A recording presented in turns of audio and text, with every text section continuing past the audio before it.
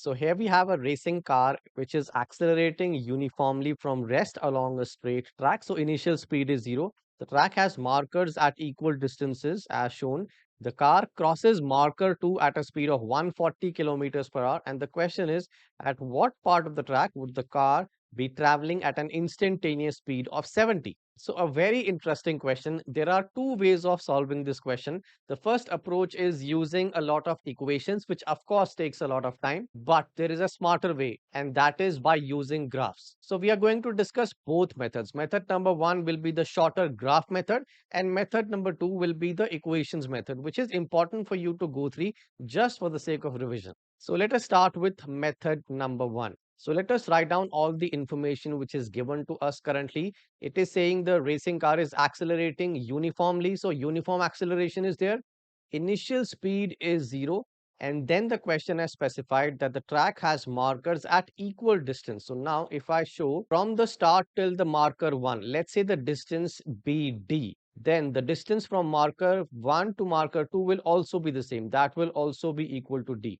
And now you can deduce from this figure that the car has traveled a total distance of 2d when the car is crossing marker 2. Initial speed is u, final speed is given 140, and the distance we have deduced to be 2d. So we are going to use an equation which has all these parameters, which will be v square is equal to u square plus 2as. Initial speed is 0, so we will write that down, 0 plus 2 into acceleration. Acceleration is uniform multiplied by the distance traveled. And let us write the value of s as x. And now we can simplify this equation to become v square is equal to 2ax. And if we try to make v velocity as the subject, we will write square root of 2 into a into x. Now the approach here is we have to draw a graph between the velocity and the displacement x. So let's say this is the graph. Y-axis will be the velocity v and the x-axis will be the displacement. Let's write x in this case. Okay, now this will be maths. If the equation looks like this, how does the graph look like? So v velocity is on the y-axis and x, the displacement, is on the x-axis.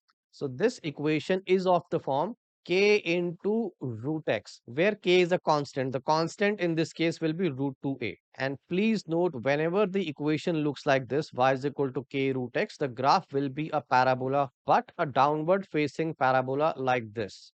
And now we can analyze the graph with respect to the image. At the start, the speed of the car is 0. That is why the graph is starting from the origin. Let's draw the origin is 0, 0. When the car reached marker 2, which means it traveled a total distance of 2d, the velocity was 140. So in the graph, let us label, let's say the displacement value is 2d. In that case, the velocity of the car as given in the question will be 140.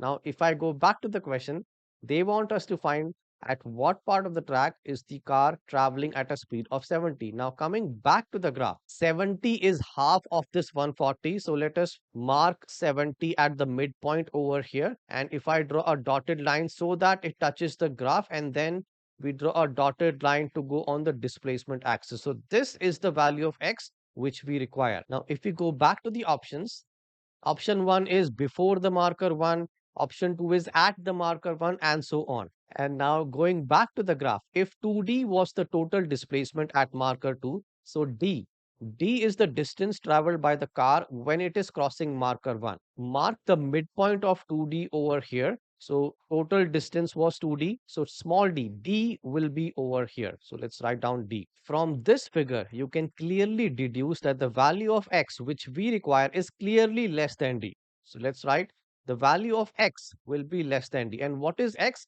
X is the distance traveled by the car when the car is traveling at a speed of 70 kilometers per hour. And since x is less than d, so the car will be somewhere before the marker 1, since the distance traveled is less than d. And that is why we can say option number 1 is the correct answer. Now, this method, although a little tricky to understand, it is the fastest way to solve the question in an exam scenario. But let's say for whatever reason, this method doesn't click in the exam scenario, then we can always stick to the basic equations. And even that method is not that difficult. So let's see. So in method number 2, we are indeed going to use the same formula v square is equal to u square plus 2as, keeping in mind the distance between the start and the marker 1 is equal to the distance between the marker 1 and marker 2, since the question had specified that the track has markers at equal distances. So consider the situation 1. When the car was traveling at a speed of 140, when it has traveled a total distance of 2d. So final velocity we will write as 140 squared, initial velocity is 0, plus 2 times the acceleration, let's say, is a, and the distance traveled will be 2d. So let's write down multiplied by 2d. And if we simplify this expression, we'll get 140 square will become 4ad, and let us try to make a into d as the subject. So we will get 140 square divided by 4. So this is situation number 1. Situation number 2 is we need to find the value of s, the displacement, when the car was traveling at a speed of 70 kilometers per hour. So instead of the final velocity, we'll write 70.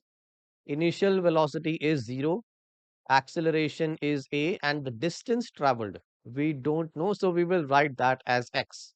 And in this case, let's simplify. 70 square will come out as 2 into a into x, and if we try to make x as the subject, since we are supposed to find x will come out as 70 square divided by 2a.